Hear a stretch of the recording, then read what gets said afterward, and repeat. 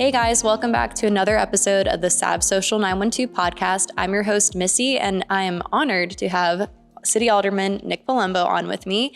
And today we're talking about kind of a hot topic. I'm trying to turn this episode around pretty quick. Yeah. It is a hot topic. So do you want to kind of just give us an overview of the issue and maybe what led to the demonstration earlier this week? Maybe that's a good place to start. No, and it's a great question because there's been so much energy, put by special interest into this discussion just in the last couple of days that are trying to wrestle the narrative to their own end. Right. But really, it's all about getting to the truth of the issue. Yes. And so, City Council will be evaluating and has been evaluating for the past 5 years that I've been on council what to do about the operational temperature limit for horse-drawn carriages here in Savannah, because we have the highest allowable limits amongst any of our peers in the nation. Right, and we live in one of the hottest areas of the nation too. That's right. Which feels hotter and hotter every year.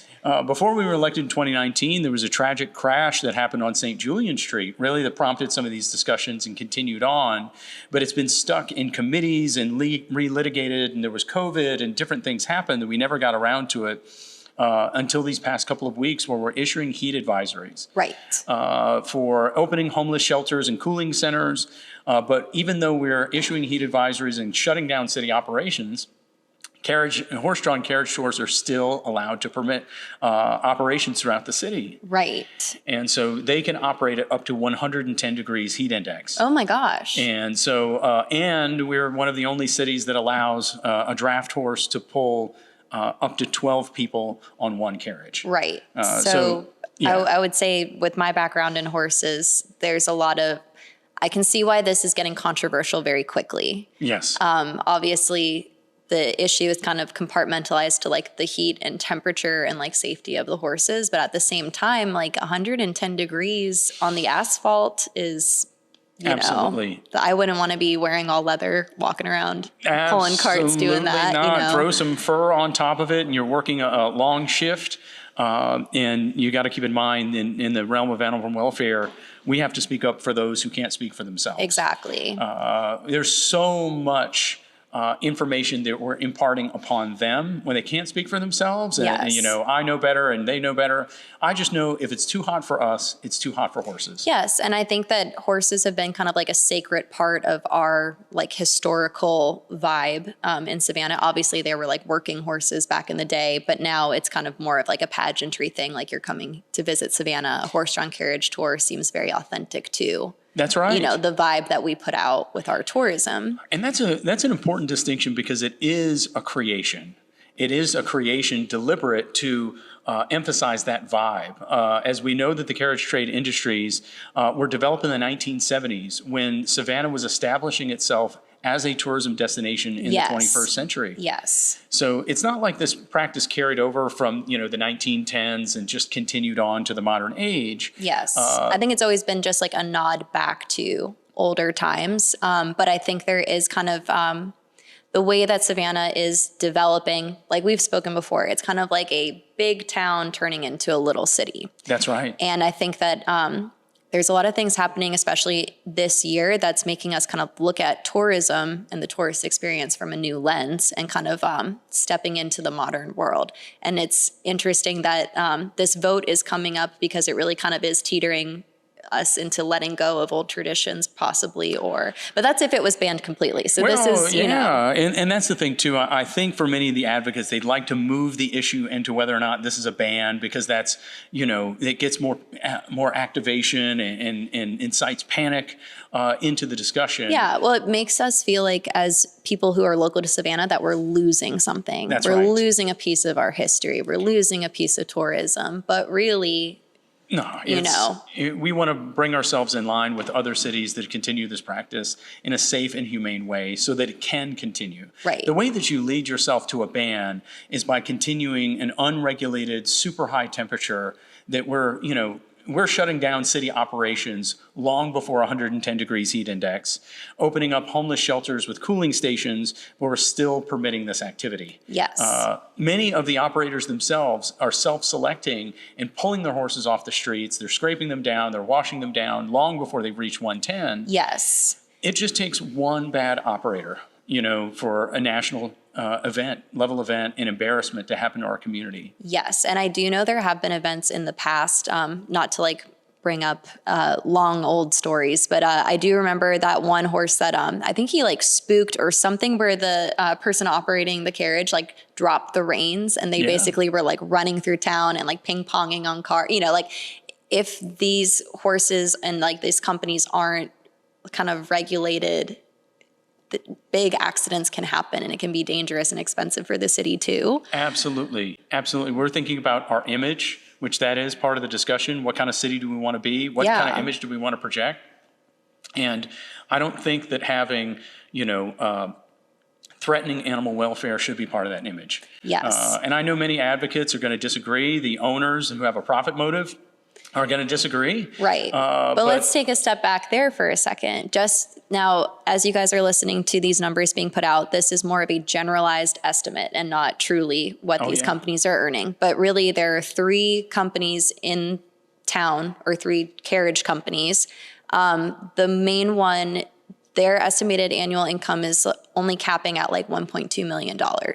So for running year round, having like maybe, let's say 25 plus employees, operators, administrative, whatever. But, this isn't like a multi-million-dollar industry. And then the ones below are gaining around 600,000 and then 300,000. So this isn't like $100 million worth of revenue coming into our city. No. And a question I had for you off camera too is kind of like, do we feel like that's being invested back into the company, like the horses and how they're kept, the equipment that they have, all, That's right. Yeah. And you get really diminishing returns. I think so much of the pushback is that it is so hot that it's difficult for this business to pencil out and be profitable unless you push yourself into inhumane temperatures. Yes, exactly. And I think that's the ugly truth of the argument, is that we're facing so much pushback just by asking for a reasonable, humane level to operate, that I worry that, no, they can't let it pencil out.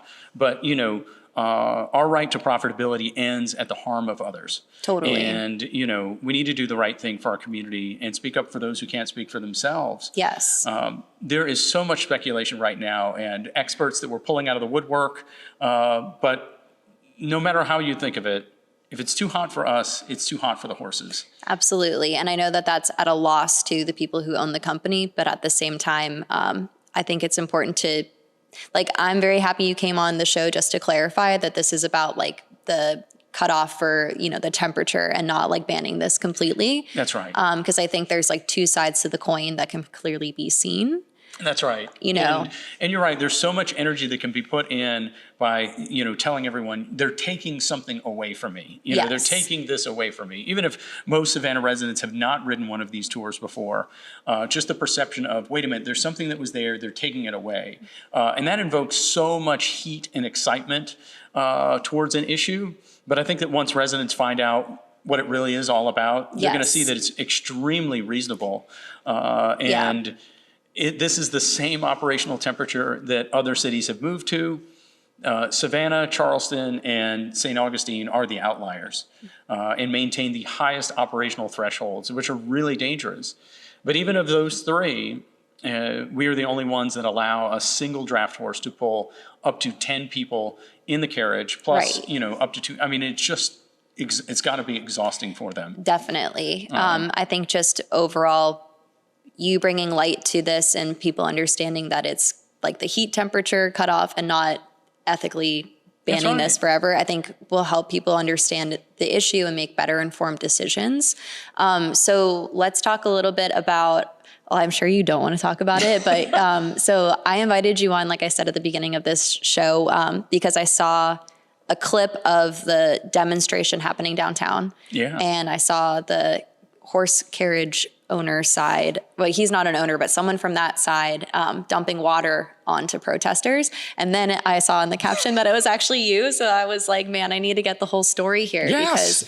Because, I think everybody has a right to exercise, their amendment rights. But at the same time, you could see how that was like really flustering and bothering the other side, like that. Yeah, well, I think that it was a good chant. Instead of save a horse, ride a cowboy, it was save a horse, ride a trolley. Right. Which I think is pretty witty. And the only thing that I'll say to the industry itself is please use fresh water next time. Yeah. The viscosity was a little higher than I wanted it to be. Right. Because it was the used, it was like the communal bucket that the horses drink out of that he dumped on me. Yeah, that's just full of the foamy sweat, grossness. But I took 3 showers before coming here. Don't worry, I would not offend the podcast. Yeah. And it's been some time, but no, you see it happening in real time. I attended. This is an issue in our household that both me and my wife are very passionate about. And she wanted to come down and participate in the demonstration and let your voice be heard. How did you guys hear about the demonstration? Through the grapevine. These have been happening for a number of years, but this time, we knew that it was headed into City Council on Thursday. Okay. Let's go stand with the allies. And it was actually a nice and cool day. So we're coming up with some chants, save a horse, ride a trolley. One of the operators we saw across the street, if a trolley came by, we would cheer, and we're not booing anybody, but we're out there celebrating, which I thought was pretty smart. I think you're demonstrating a point. Yes, celebrating those, and you could see in real time, people were choosing, the trolley stand is right across the street. They're choosing the trolleys or the pedicabs over the horse-drawn carriage tours because of this deep weight that we're all carrying about this discussion. Right, about the ethics behind this. And so we're cheering them on, and you can see one of the operators across the street is getting amped up. He's flipping us the bird. Other employees are cajoling with him and egging him on. And I don't know what made him snap, but he was getting amped up, so people were filming him. And he was headed for my wife, Kristen. She was filming him, saw him flipping the bird. So that's when I stepped in, and I'm stepping between her and this bucket that he's about to throw on her. Right. And, I'm happy to take one to the face if it lowers the temperature and saves one life. Yeah. Absolutely. Did not expect to go viral off of that, and just trying to enjoy, we've got big contentious issues we're dealing with at Savannah City Council right now. But proud to take a couple hours out of my day and, stand with these demonstrators that want to have their voice heard. Yeah. That in 5 years, they have not been able to get on City Council's agenda. It's just unreal. Yeah. I think it does make a difference too, seeing you actually out there, like not in the picket line per se, but in the demonstration line, and then being able to go and kind of weigh in what's going on with City Council. Or, that's something that means a lot to us in this city, or, having someone who's actually there and not just talking about it. Yes. We are politicians all the time, and I get flack from this from my colleagues all the time about, we're big talk. We know the message to get right off the bat, but it's the follow through when no one else is paying attention. That's when it really counts. Yes. So actually doing what you say you're going to do, and having that accountability. And I was surprised immediately afterwards. I'm in shock. I'm seeing it happen in real time. It's like one of those slow motion moments of your life. And thinking okay, this has gone too far. This is the stopping point. We're all going to come together and say that that's enough. Right. And then it didn't happen. And then suddenly it's this national level conversation about how do we treat elected officials? Is that okay? Yeah. There are plenty of people out there that are bandwagoning and saying, yeah, absolutely, dunk that guy. And I was shocked. I've been shocked by, I'm an active member of this business community. I'm a leader in this business community. And it was met with silence. Mm-hmm. Wait a minute. I might be out there on my own, And how does that make you feel? Well, or, it takes a village for sure, but absolutely, to kind of go against the grain or what certain people expect from you, that must kind of be a heavy job sometimes. Oh, well, if you can look yourself in the mirror at the end of the day, and be proud of what you've done, that's what matters most. Yeah. Sometimes not everything that you do, people are going to like, but wherever I've sat in my jobs as a neighborhood president, as an alderman, or just a regular small business owner, it changes your perspective, and you have a duty to where you're serving. Yeah. And that duty is to my district. It's to the city, of those that can speak and those that can't. It was interesting to see it play out in real time, Yeah. Or for you to be directly affected as well, Yeah. And there's, and I said right off the bat, you can hear it in the tape, I'll see you Thursday, how is it supposed to move me on this issue except further into a different camp? Yeah, I totally agree. And I think, can you just kind of give me an overview about like how city council works? So it's going to be the council voting, right? Yeah, it's going to be the council voting.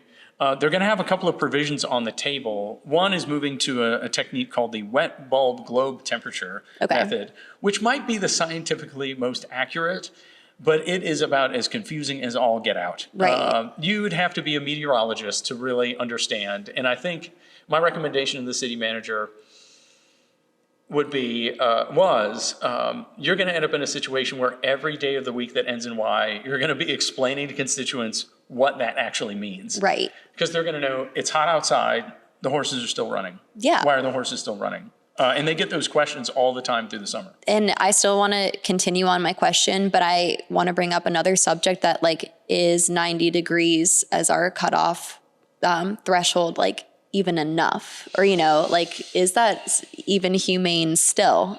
If you asked me to go run a mile on River Street on the bricks or the asphalt in 90 degrees, yes, that's not something I'd want to be doing all day. Or veterinary science says for long, prolonged periods of time for a horse, the maximum is 86. Right. And not accounting for humidity. It is the humid climate that we have. The horses their sweat doesn't have the ability to evaporate. Yes. Like in a Phoenix or and that's why they're constantly being hosed down as well, which is a helpful way to cool them. But I think something we're not talking about is the cityscape factor. That's a lot of the time, my background with horses is them being out at a farm, living out in a field, or yes, more traditional environments for them, I guess. But even then, in the mornings or the evenings are the times that we go and ride because it's just too hot in the middle of the day.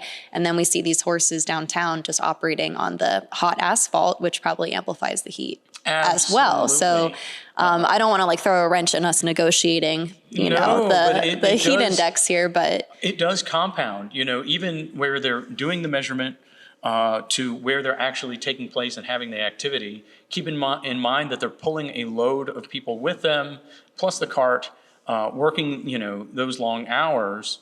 It's really difficult for us to determine, the specific test case that's happening every single time. Yes. And it's just a dangerous position where all of these experts are suddenly popping up. Mm-hmm. But, you don't need to be a weatherman to know which way the wind blows. Right. You can go outside and say, it's too hot for me, but there's another impact. People ride most often. They want to go for a ride when it's even hotter. Yeah. Because they're hot. Yeah. So it puts even more pressure. So it's just one of those things where we've got to make a smart decision. Right. And so circling back to city council, so you were talking about your one suggestion, which is using a meteorologist. What was it called? The globe. The wet bulb globe temperature. Wet bulb globe temperature. That's right. Say that 3 times fast. Right. And already it's wait a minute, how do I calculate this with the humidity? And there's these different bulbs. And would the companies be needing to report to someone to get the okay? Or, how is this all kind of flowing from city protocol into action? I'm asking you the hard questions too. The current one right now is that they're operational until they are not. Right. Until otherwise. So really the onus is on the city of Savannah to be able to follow up, and it's exhausting for them to be able to track down for this very small industry. Yeah, these 3 major horse companies in Savannah. The number of violations that they have, whether or not they're operating, and then there's a series of tests that they get up to. They have to use scraping techniques and hose down techniques at certain temperature levels. They need to be completing logs. They can't have over 10 people. And even in the last couple of weeks, people have identified overloaded carriages. Mm-hmm. It happens, the violations that are there.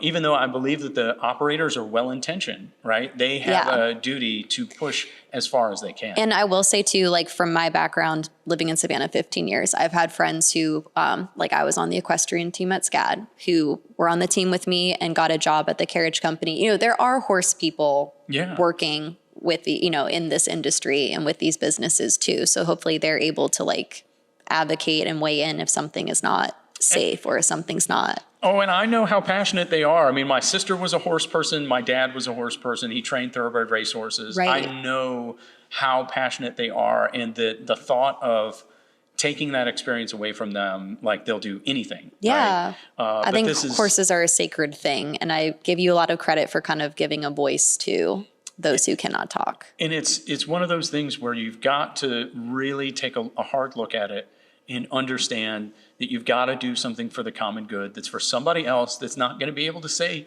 thank you. Right? You're just going to know it, that it's the right thing to do.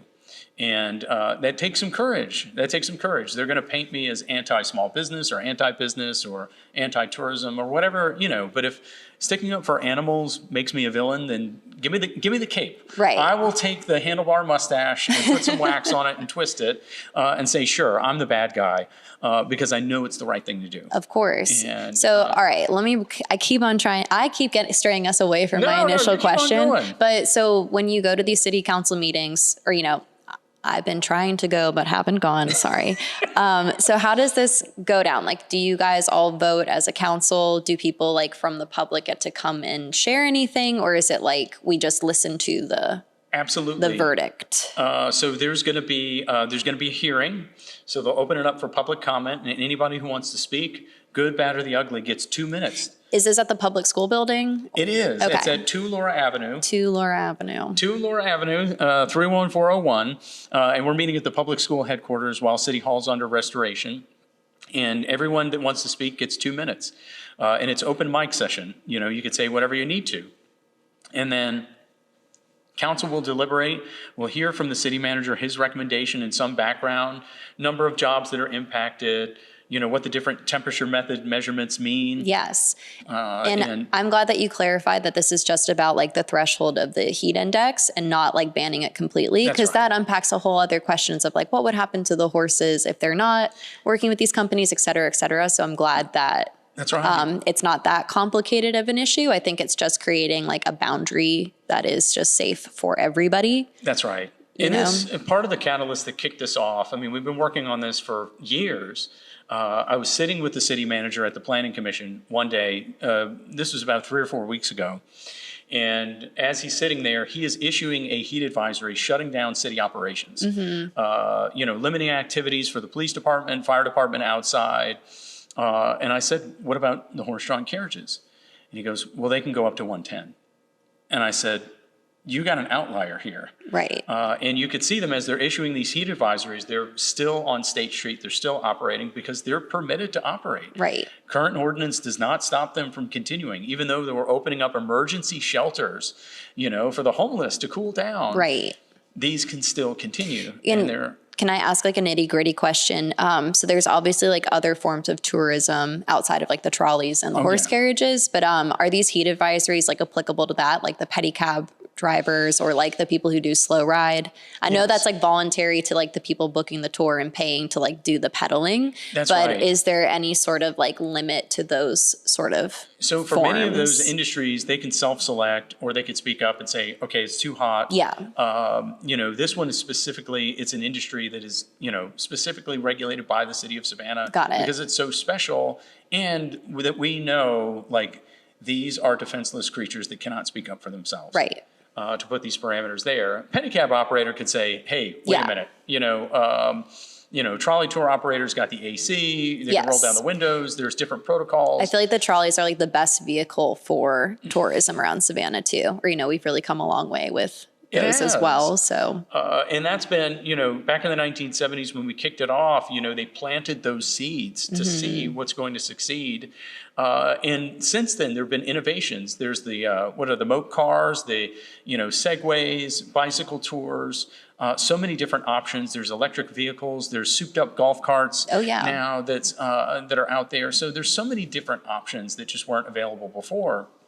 And this one would still allow horse-drawn carriage tour operations just at a safe and humane temperature level. Yeah, and I think that is so much more easy to wrap your head around, or as a citizen finding out about the issue, That's you know, right. that it sounds so much less controversial than like everything I was hearing prior to talking to you. Oh, yeah. I mean, if you can paint somebody as a character or a caricature and say, oh, yeah, this is a cancel culture guy and they're trying to take something away from you. Right. That's going to get everyone super hot. Exactly. But, you know, if you trace it back to the source, it's some pretty inflammatory special interest groups in the community that are just perpetuating the myth making because to them, honestly, they've made sure that this issue is not about the horses anymore. It's about winning. Right. And that's incredibly sad to me. As a public leader and a public official, we should always make it about the common good. Yes. And debate the policy and the issues, not the man, not who I am, not my background.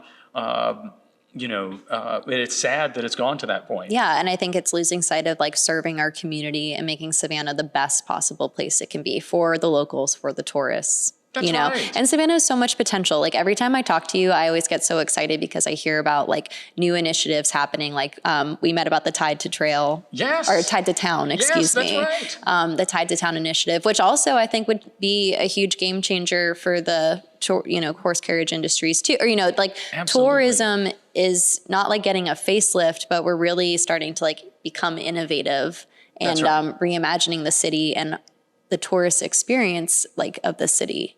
Yes. If that makes sense. And it's really hard to argue for higher temperatures for horses. Yeah. I get that. So I just don't even know who would be arguing. the other way to do that is to try to beat the person, and attack the person behind it, literally and figuratively.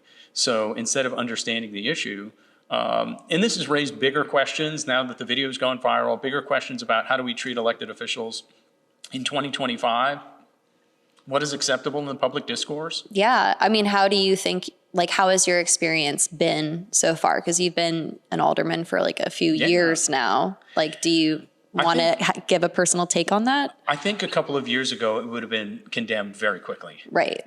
And this time it was a delayed fuse, which is telling about where we are in a society. Yeah.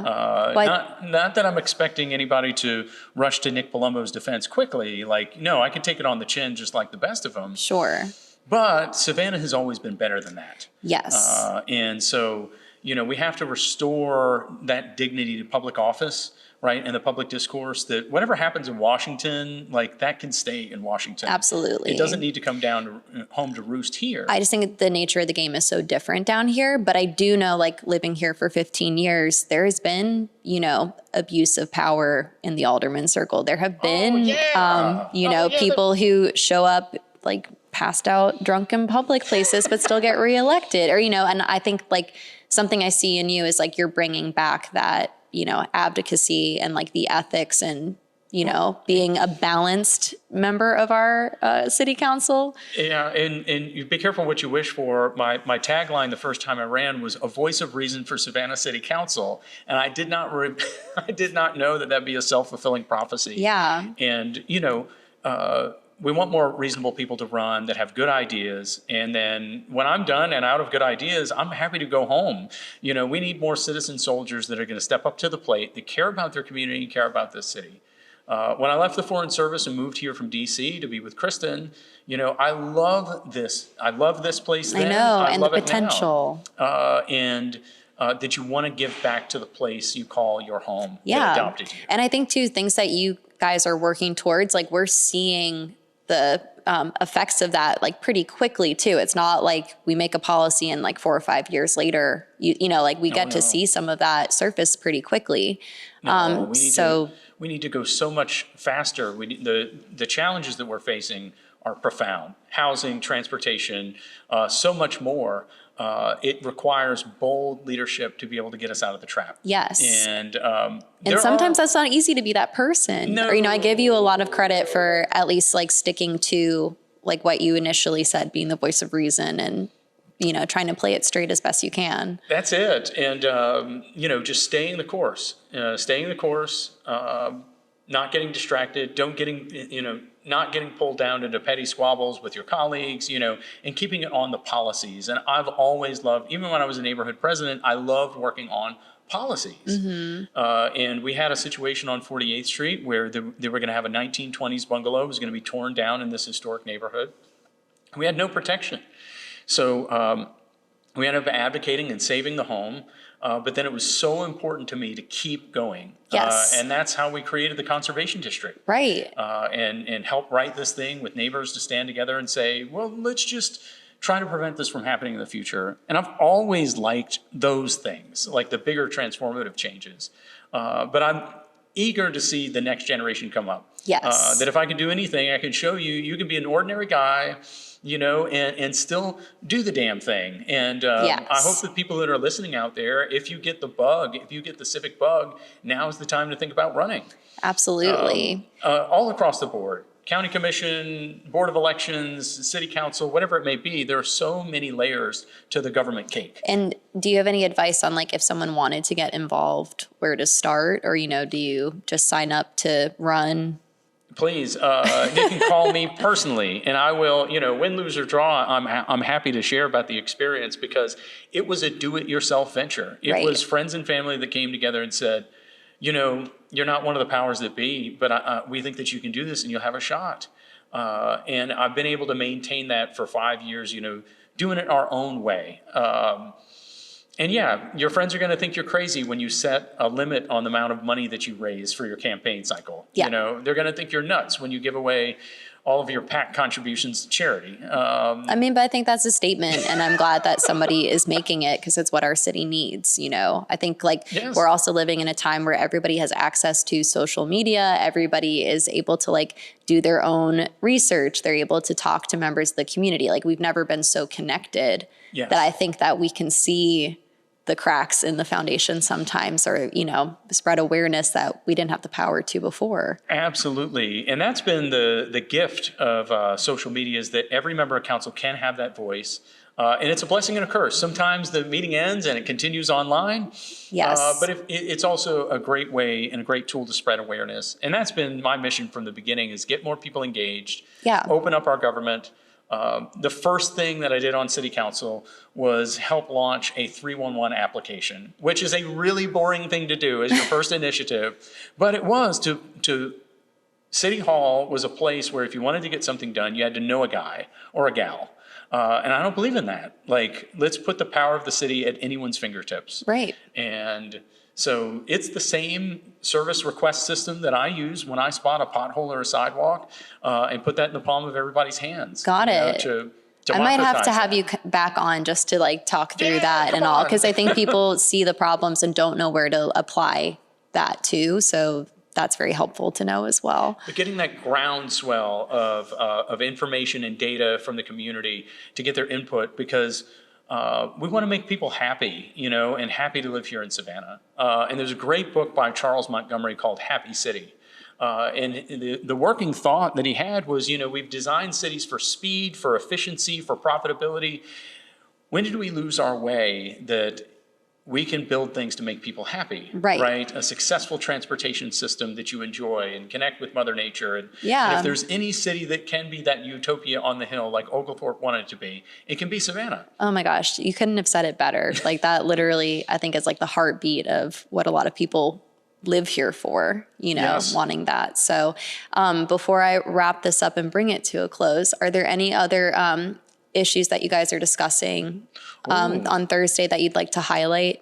Or if anything, I'd love to encourage people to know where to go and when to show up to be involved with these things. And if you haven't been to a Savannah City Council meeting before, now is the time. It's your city. And you can come to 2 Laura Avenue this Thursday to come and join us at the school board, which is kind of fun, arguing in front of, there's a painted dancing bear on a stack of books with a hot air balloon. So as you're having this very adult discussion in an old elementary school, it's nice. It's a nice look. And but if you want to come and see us on August 10th, which will be our next meeting, we should be, knock on wood, Right. completing our restoration of City Hall for the first time in 120 years. Wow. So that beautiful landmark building, just very little had been ever done to it. Yeah. And so we're about to complete the restoration, open the People's Palace back up, finally get back in there, and Wow. we're so looking forward to it. Yeah. Well, I'm looking forward to maybe doing a follow-up episode with you as well. And I'm going to gift my good friend Roger Moss, president of the school board, on Thursday. You know, for anybody tuning in, you know, Roger will get to see the joke. I'm gifting him some sage so that he can burn the sage, you know, to get it out of there and cleanse the room for what we've done to it and the arguments that we've had. But they've very generously offered their space for these past couple of months while the restoration's ongoing. And we look forward to returning the favor somehow. Great. And it's a great way to stay engaged. Savannah is big enough where what you do as an individual matters. Yes. And I think we're seeing that too through the work that you're doing. And I want to, you know, on behalf of everybody, thank you for your service to the city and the changes that you're making. Well, thank you. You know, making a difference is not easy. And sometimes it's like a lonely path, but I feel like it's starting to, you know, the seeds that you planted are starting to bloom. So, well, thank you. And that's what you get into it for, is that you might leave some legacy behind and leave the place a little bit better than you found it. Yeah. And then I look forward to passing the baton someday, you know, so that the next generation can come and leave their mark. Yes. On it. Well, I hope that you're inspiring people to do that. That's right. So if you go to www.savannahga.gov, you know, come and find me at npalumbo@savannahga.gov and reach out to me. Or you can call me at 912-346-9841. Yes. Anytime. And you're also at a lot of demonstrations and events around town too. True. So don't be a stranger. But freshwater next time, guys. Freshwater. So, exactly. Eau de Carriage is not going to carry on as a cologne, you know, well into the future. Yes. But, I'm glad you cleaned up for this interview. That's for sure. We'll workshop it. Yeah, of course. But, you know, once again, I think that going viral for a cause means a lot. So, right. And thank you for making time to speak with me about it and kind of giving context to, you know, the situation could have been much more blown out of proportions if you don't have the information. That's right. Well, thank you. It's an honor, Missy. I appreciate it. Awesome. Well, we'll have you on again soon, I promise. You can count on it. All Stay right. tuned. Thanks, Nick. And thanks, guys, for listening to another episode of the Sav Social 912 podcast. You stay social.